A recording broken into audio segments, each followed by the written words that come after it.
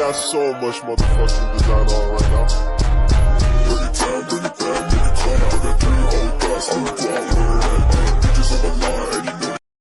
Assalamualaikum warahmatullahi wabarakatuh. Perkenalkan, nama saya Sulastri Dwi Febrianti dari Prodi Pemanfaatan Sumber Daya Perairan, mahasiswa Institut Teknologi dan Bisnis Maritim Balikdiwa Makassar. Pada video kali ini saya akan menjelaskan tentang materi pada bab 1. Materi mempunyai massa dan memerlukan ruangan. Massa sendiri merupakan ukuran yang menunjukkan kelembaban atau bertahannya suatu benda terhadap satu gaya yang bekerja pada benda tersebut. Massa juga merupakan ukuran yang menunjukkan jumlah materi yang menyusun benda tersebut. Satuan massa biasanya dalam gram dan massa berbeda dengan berat. Berat merupakan gaya yang bekerja pada suatu benda yang bermassa M dengan percepatan gravitasi G atau biasa disebut gaya gravitasi. Satuan berat biasanya dalam Newton. Materi dapat dibedakan atau diklasifikasikan menjadi zat tunggal dan zat campuran. Zat tunggal atau zat murni. Zat tunggal dapat dibedakan menjadi unsur dan senyawa. Unsur yaitu zat tunggal yang tidak dapat diuraikan secara kimia menjadi zat lain, sedangkan senyawa yaitu zat tunggal yang dapat diuraikan secara kimia menjadi zat lain, atau unsur-unsur penyusunnya atau senyawa yang lebih sederhana. Zat campuran. Zat campuran dapat dibedakan menjadi campuran yang bersifat homogen atau larutan dan campuran yang bersifat heterogen. Menurut Einstein, massa dapat berubah menjadi energi atau sebaliknya.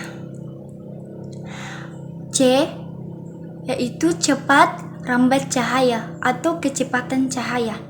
Energi merupakan penyebab utama terjadinya perubahan materi. Perubahan materi dapat dibedakan menjadi perubahan fisika atau perubahan fisik, yaitu perubahan pada wujud atau penampilan fisik atau sifat fisik, tetapi identitas dasarnya, sifat kimianya tetap masih materi semula. Perubahan fisika ini tidak dapat menghasilkan zat lain. Perubahan kimia yaitu perubahan pada identitas dasar atau sifat kimia sehingga materinya berbeda dengan materi semula. Perubahan kimia ini menghasilkan materi lain atau materi baru. Contohnya seperti lilin terbakar, kayu melapuk, dan besi berkarat. Sifat-sifat materi berdasar kaitannya dengan perubahan materi. Sifat-sifat materi dapat dibedakan menjadi sifat fisika atau sifat fisik, yaitu sifat yang berhubungan dengan penampilan fisik yang biasanya dapat diamati dari luar materi. Sifat fisik ini tidak dapat menyebabkan terbentuknya zat lain. Contohnya seperti warna, bau, rasa, titik didih, dan massa jenis. Sifat kimia yaitu sifat khas yang menjadi identitas dasar materi yang dapat diamati di dalam materi tersebut. Sifat kimia ini berhubungan dengan perubahan menjadi zat lain atau menyebabkan terbentuknya zat lain. Berdasarkan kaitannya dengan ukuran atau jumlah materi, sifat-sifat materi dapat dibedakan menjadi sifat ekstrintik, yaitu sifat yang besarnya bergantung pada jumlah atau ukuran materi. Contoh, massa, berat, volume. Sifat ekstrintik yaitu sifat yang tidak bergantung pada jumlah atau ukuran materi. Contoh, bau, warna, rasa, massa jenis, titik didih, sifat kimia. Misalnya, keelektronegatifan, kereaktifan, energi kimia. Hukum-hukum dasar yang berhubungan dengan materi yaitu hukum kekekalan massa oleh Antoine Laurent Lavoisier 1789 menyatakan tidak ada penambahan atau pengurangan massa zat dalam reaksi kimia. Massa zat kekal atau tetap, sehingga massa zat-zat hasil reaksi sama dengan massa zat-zat yang bereaksi. Adapun hukum perbandingan tetap atau susunan tetap oleh Joseph Proust 1799. Menyatakan dalam suatu senyawa, perbandingan massa unsur-unsur penyusunnya yaitu selalu tetap. Adapun hukum perbandingan berganda oleh Dalton 1805 menyatakan bila dua unsur dapat membentuk lebih dari satu macam senyawa, maka perbandingan sederhana massa kedua unsur dalam senyawanya berbanding sebagai bilangan bulat. Itu struktur atom.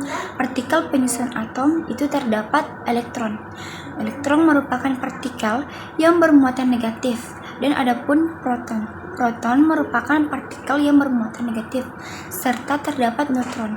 Neutron merupakan partikel netral. Perkembangan model atom.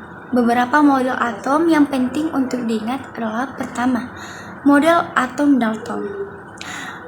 Dalton menggambarkan atom sebagai bola pijat yang sangat kecil. Menurut Dalton, atom adalah partikel terkecil dari suatu unsur. Atom-atom dari unsur yang sama, sifat dan massanya juga sama, sedangkan atom-atom dari unsur yang berbeda, sifat dan massanya juga berbeda. Dalam senyawa, atom-atom dari unsur yang berbeda melakukan ikatan kimia dengan perbandingan numerik sederhana. Dalam reaksi, atom-atom tidak dapat diciptakan atau dimusnahkan. Kedua, model atom Thomson. Menurut Thomson, atom merupakan bola pijal bermuatan positif yang di dalamnya terdapat elektron-elektron yang bermuatan negatif, sehingga secara keseluruhan atom muatannya netral. Ketiga, terdapat model atom Rutherford. Menurut Rutherford, atom terdiri atas inti atom yang bermuatan positif. Inti atom dikelilingi elektron bermuatan negatif yang bergerak terus dengan lintasan yang disebut kulit atom. Keempat, model atom Niels Bohr. Menurut Bohr, elektron bergerak mengelilingi inti atom dengan lintasan yang merupakan tingkatan energi tertentu. Terdapat beberapa tingkatan energi di sekeliling inti atom, yaitu energi perpindahan lintasan atau tingkatan energi dengan disertai menyerap atau memancarkan energi. Model atom ini tidak dapat menjelaskan atom yang berelektron banyak, lebih dari satu. Kelima, model atom mekanika kuantum atau mekanika gelombang. Posisi dan momentum elektron dalam atom tidak dapat ditentukan atau diketahui dengan pasti, dan hanya dapat ditentukan kebolehjadian atau kemungkinan ditemukannya elektron pada orbital di sekeliling inti atom. Terdapat beberapa tingkat energi atau kulit. Setiap tingkat energi terdiri dari satu atau beberapa subtingkat energi atau subkulit. Setiap subtingkat energi terdiri dari satu atau beberapa orbital. Setiap orbital kemungkinan terdapat paling banyak 2 elektron. Kedudukan elektron dalam atom dapat diterangkan dengan persamaan fungsi gelombang Schrödinger, yaitu Y, persamaan diferensial order kedua, yang menyatakan energi total atau E, energi potensial atau V, dan massa atau M sebagai fungsi posisi elektron dalam 3 dimensi X, Y, dan Z. Penyelesaian dari persamaan fungsi gelombang Schrödinger diperoleh 3 macam bilangan, yaitu bilangan kuantum utama atau N, azimuth atau I, dan magnetit atau M. Kemudian untuk membedakan 2 elektron dalam sebuah orbital dibuat bilangan kuantum spin atau S.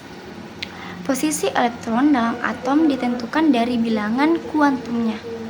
Pertama, bilangan kuantum utama atau N menunjukkan tingkat energi kulit atom, yang dimana N sama dengan 1, 2, 3, 4, 5, 6, dan 7.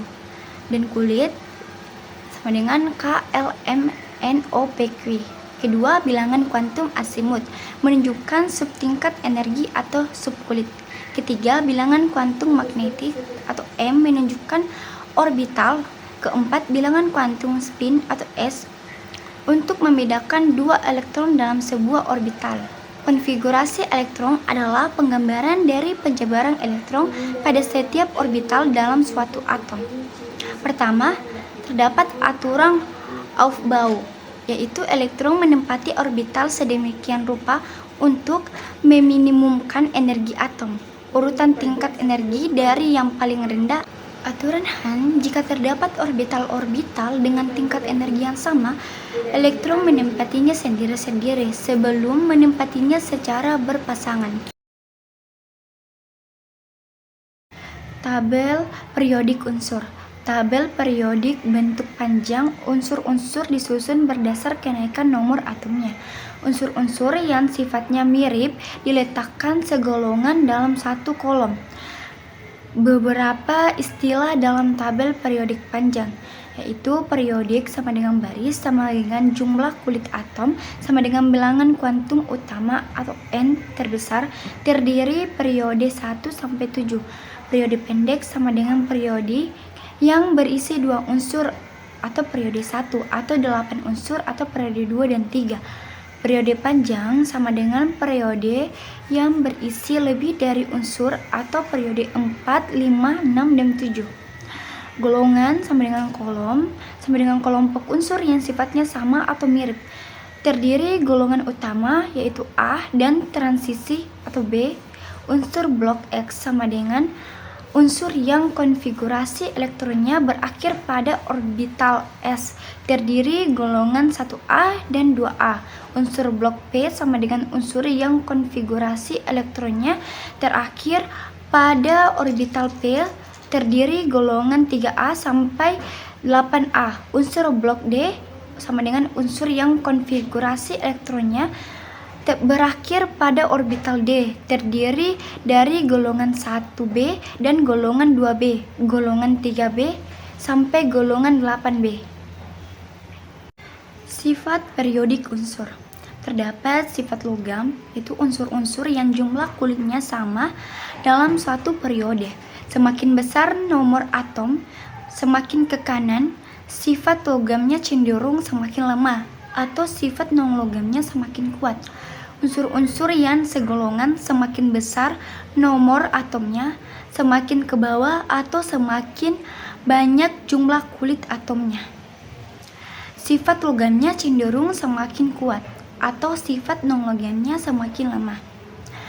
Adapun terdapat jari-jari atom, di mana jarak dari inti atom sampai elektron terluarnya, yaitu terdapat unsur-unsur yang jumlah kulitnya sama, atau dalam satu periode, semakin besar nomor atom, semakin ke kanan, maka tarikan inti atom terhadap elektron cenderung semakin kuat, sehingga jari-jari atomnya cenderung semakin kecil. Unsur yang segolongan semakin besar nomor atomnya, maka semakin ke bawah atau semakin banyak jumlah kulit atomnya. Jari-jari atomnya semakin cenderung besar. Terdapat pula jari-jari ion positif lebih kecil dari jari-jari atomnya. Jari-jari ion negatif lebih besar dari jari-jari atomnya. Adapun energi ionisasi atau potensial ionisasi, energi yang diperlukan atom berwujud gas untuk melepas elektron yang diikat paling lemah atau pada kulit terluar. Semakin besar jari-jari atomnya, maka tarikan inti atom terhadap elektron terluar cenderung semakin lemah, sehingga energi ionisasinya cenderung semakin kecil. Selanjutnya, afinitas elektron, yaitu perubahan atau selisih energi. Jika atom netral berwujud gas menerima elektron, semakin besar jari-jari atomnya, berarti tingkat energi elektron terluar cenderung semakin tinggi, sehingga afinitas elektronnya cenderung semakin kecil. Selanjutnya, keelektronegatifan, yaitu kecenderungan suatu atom untuk menarik elektronnya ke pihaknya dalam suatu ikatan kimia. Menurut Robert S. Mulliken, yaitu energi ionisasi afinitas elektron Keelektronegatifan dalam suatu golongan semakin besar nomor atomnya, semakin ke bawah keelektronegatifannya cenderung semakin kecil dalam satu periode jumlah. Kulit sama. Semakin besar nomor atomnya, semakin ke kanan sampai golongan 8A. Keelektronegatifannya cenderung semakin besar. Selanjutnya, sifat magnetik atau percobaan Stera-Gerlach, yaitu interaksi antara atom-atom yang mempunyai elektron berpasangan dalam orbitalnya dengan medan magnet, menyebabkan atom ditolak medan magnet atau diamagnetik. Jika dalam orbital atom terdapat elektron tidak berpasangan, maka atom akan ditarik medan magnet atau paramagnetik. Semakin banyak terdapat elektron tidak berpasangan, maka sifat paramagnetiknya semakin kuat.